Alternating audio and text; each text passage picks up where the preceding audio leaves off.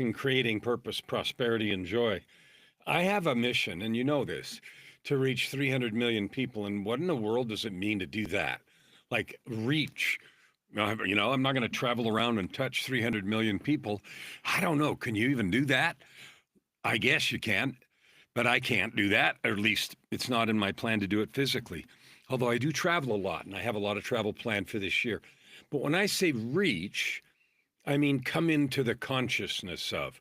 So if you're trying to spread a message, and maybe you are, and I guess what is on my mind about this is I'm running two classes right now, and they're authors. They're authors, and I want you to look at this: dreambuildwriteit.com. If you have a story, if you have something, a message that because of your life experience, you want to share it with the world, or as many people as you can, 1,000, a million, 300 million like mine, more. I talked to somebody the other day, and their goal was to uplift 1 billion people in a particular way. My 300 million, the message I'm spreading, sharing is this. You and I, we are divine beings. We're not accidents. We're not stupid. We're not wrong. And we actually matter.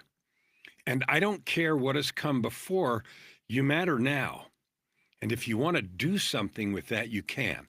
Your story, your life experience, your skills, and your gifts can make a difference, a big difference. And you can create a business. And in fact, the most effective and powerful business you or I could create is one that is woven from your skills, your gifts, and your life experience. I know that from my own life and from clients. So these 9 people that are in a program that I have right now called the Author Success Process or Author Success Program, they're all writing books and creating some programs to serve others and to build business and to spread their message. That is what they're doing right now, and they're all doing spectacularly. And they're at different stages, and they all have the same worries that you might. I got nothing to say. Nobody'd read it anyway. I was just talking to somebody this morning, and I said, you need to write the book of blah, and I used their name. They said, I've thought about that, but, who would read it? There are a lot of people that would read your story, your book. And you know why? Because your path to success, your path of growth is completely unique. And somebody, in fact, many somebodies, 1,000, a million people need to hear you. But they're not going to come looking for you or me. It's up to us to grab the megaphone and spread it. Now, so if you feel like you want to make a difference this year, go here, dreambuildwriteit.com. Let me help you. We're going to run another challenge in June, so just about 9 weeks from now. Go sign up. The challenge doesn't cost you anything, and it will help you understand why you could write something or create a program or both, how to do it, and it'll get you excited about your own personal message and possibility. Today, I want to talk about something that is big, and it's also something that I've written about in one of my books. I want to talk about the alchemy of forgiveness. The alchemy of forgiveness. And what I mean by that is really simple.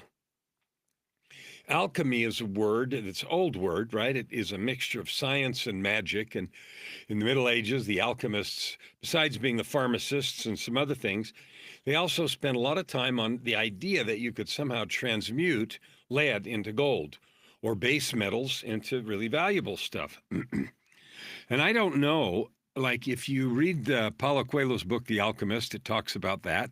It's a wonderful book. And it talks about that idea and about discovering and living your personal legend. Now, are you doing that? I don't know. But if you're not, why not?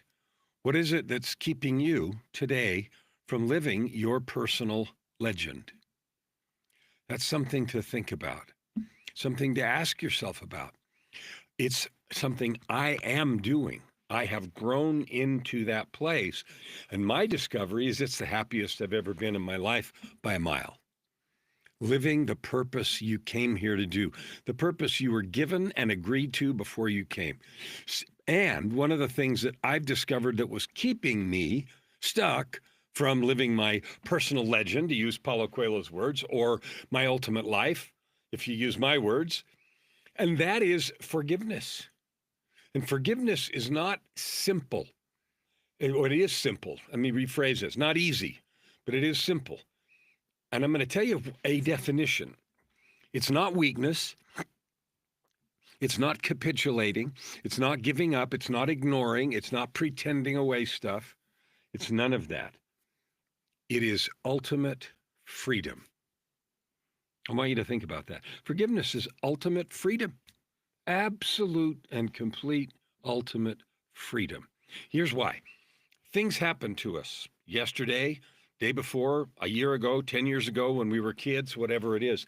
And those things leave marks. Sometimes they're big marks: trauma, difficulty, struggle, pain. Those things do leave painful marks. Okay. Now, the question is, what are we going to do with those? Because how long those marks last, I used to think, was dependent on someone else.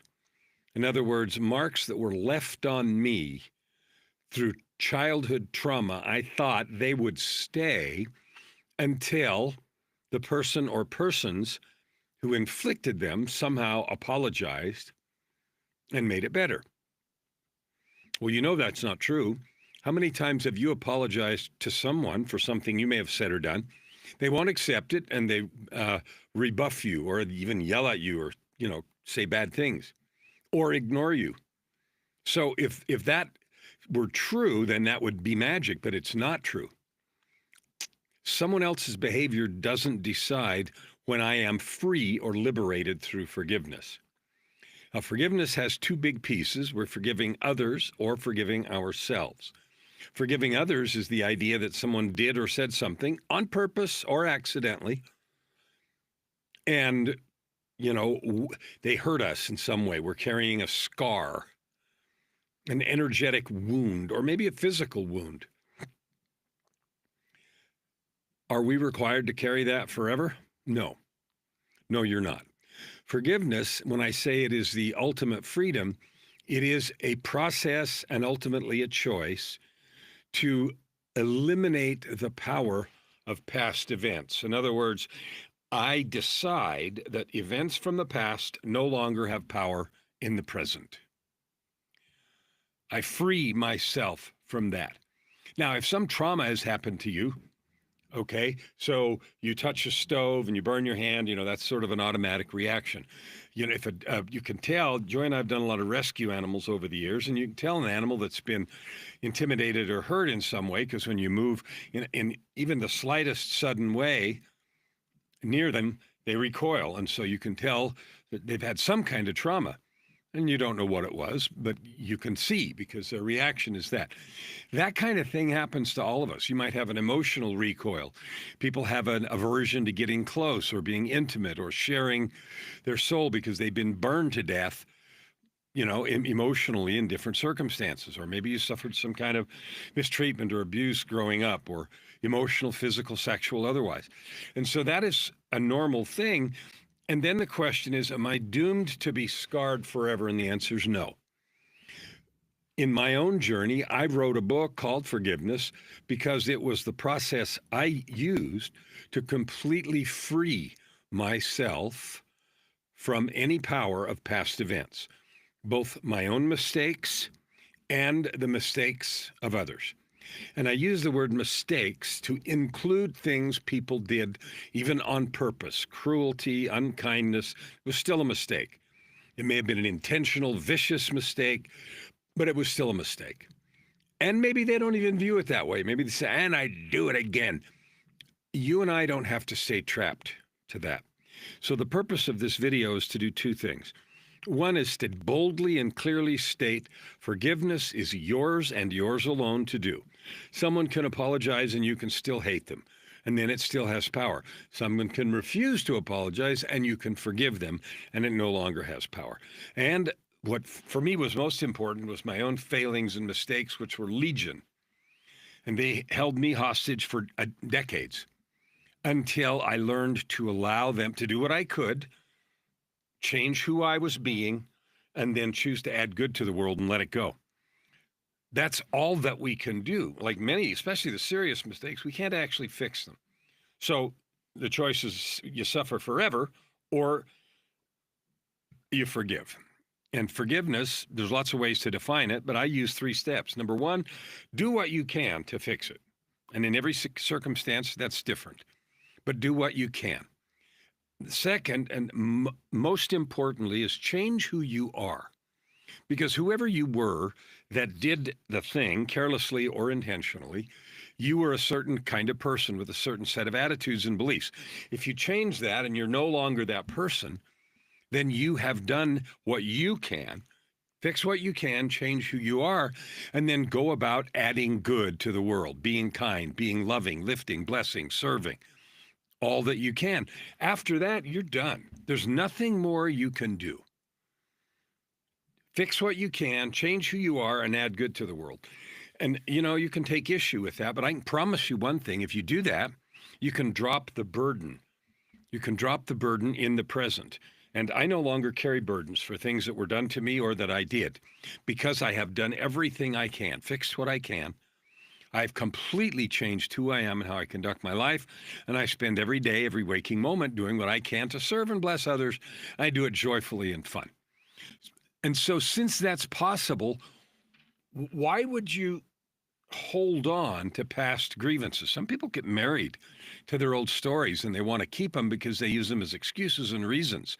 Well, I, got hurt a long time ago. My parents, uncles, somebody, hurt me, abused me, did whatever. So I'm forever ruined. I'm going to live the rest of my life as ruined.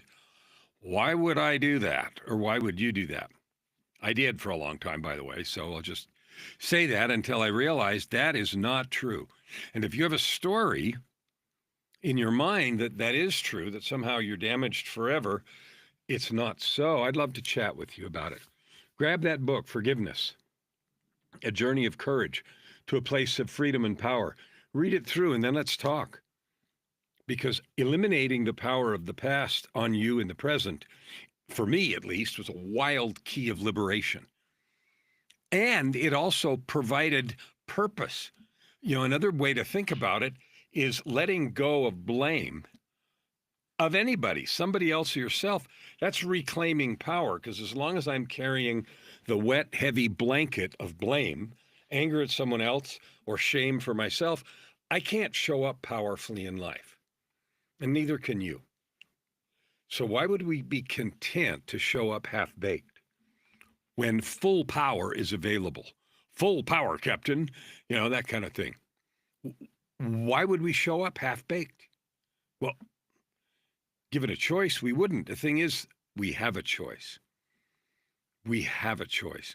One of the pieces of that mission that I told you about, helping 300 million people, is to open your mind to the truth that you are capable of using the principle of forgiveness of yourself and others to completely empty your heart of grudges, of anger, of wounds, of shame, of guilt, and you can move forward with boldness and power.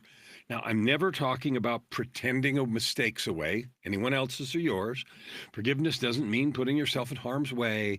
It doesn't mean minimizing things that you did. If you apologize or do what you can to make amends and someone gets mad and refuses to talk to you, that's not on you. That is no longer on you.